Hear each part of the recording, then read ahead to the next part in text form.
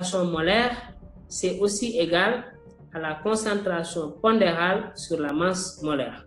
Donc, C égale à NS sur V ou C égale à Cp sur M. Et la concentration molaire, donc, s'exprime en mol par litre. C'est bon? C'est bon, on peut continuer. Oui. Donc, maintenant, la concentration molale. Monsieur? Oui. La concentration Oui. pondérale, on peut dire qu'il est égal à la concentration massique. À peu près. Ils sont identiques. Ah, ok. Dans certains ouvrages, vous verrez qu'ils sont un peu dissociés, mais de manière générale, retenez qu'ils sont identiques.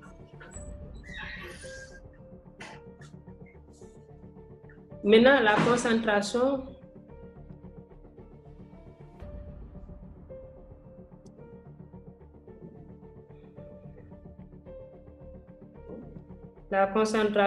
en 4, la concentration molale.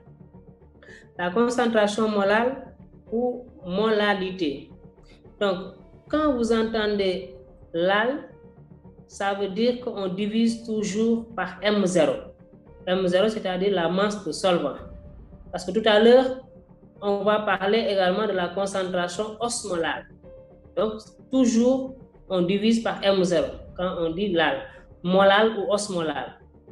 Donc, la concentration molale ou molalité. Molalité, Cm. C'est le nombre de moles de soluté, Ns, sur la masse de solvant. Donc, le nombre de moles de soluté sur la masse de solvant. Donc, ça s'exprime en mol par kilogramme. Donc, nombre de moles de soluté sur la masse de solvant, M0. En 5, la concentration osmolaire. La concentration osmolaire, qu'on appelle également osmolarité. La concentration osmolaire ou osmolarité, on note W. Par définition, c'est le nombre d'osmoles sur le volume de la solution. Donc W, c'est le nombre d'osmoles sur le volume de la solution. Donc en osmole par litre. Maintenant, c'est quoi une osmole? On appelle osmole toute molécule de la solution, qu'elle soit neutre ou chargée.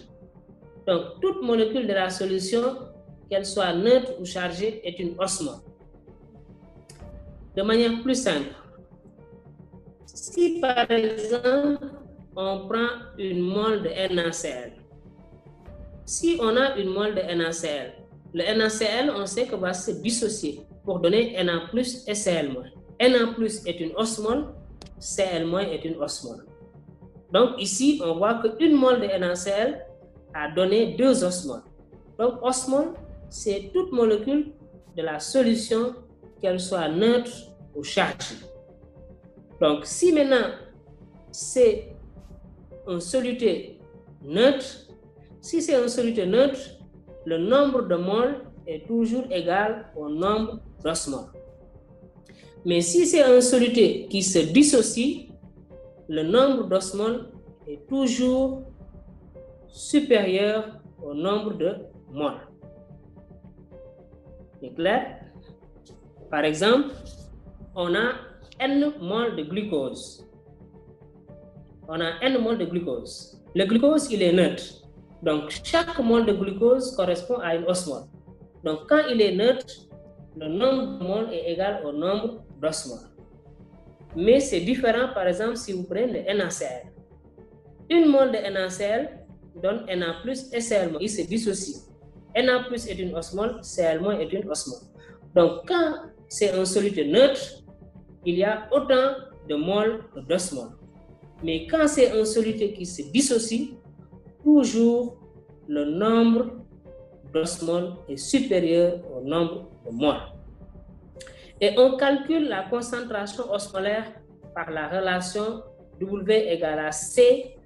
C, on l'a vu tout à l'heure, c'est la concentration molaire.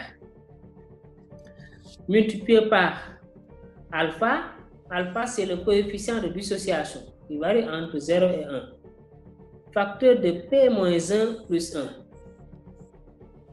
Alpha P-1 plus 1, c'est ce qu'on note I. I, j'ai oublié de mettre sur l'image I, on l'appelle coefficient d'ionisation. Donc I, on l'appelle coefficient d'ionisation.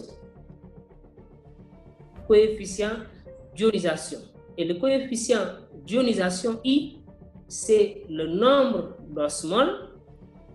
Donc I, c'est le nombre d'osmoles sur le nombre de molécules introduites. Donc il ne faut pas confondre alpha et I. Alpha, c'est le coefficient de dissociation. Et alpha, c'est le nombre de molécules dissociées. Alpha, c'est le nombre de molécules dissociées sur le nombre de molécules introduites. Mais I, c'est le coefficient d'ionisation. Le coefficient d'ionisation, c'est le nombre d'osmoles sur nombre de molécules introduites. Or, je viens de vous dire qu'on peut avoir que deux situations. Soit le nombre d'osmoles est égal au nombre de moles, c'est le cas des solutés neutres. Donc, si I égale à nombre d'osmoles sur nombre de moles introduites, donc I égale nombre d'osmoles sur nombre de moles introduites, donc si le soluté est neutre, donc on a nombre d'osmoles égal au nombre de moles. Donc I égale à 1.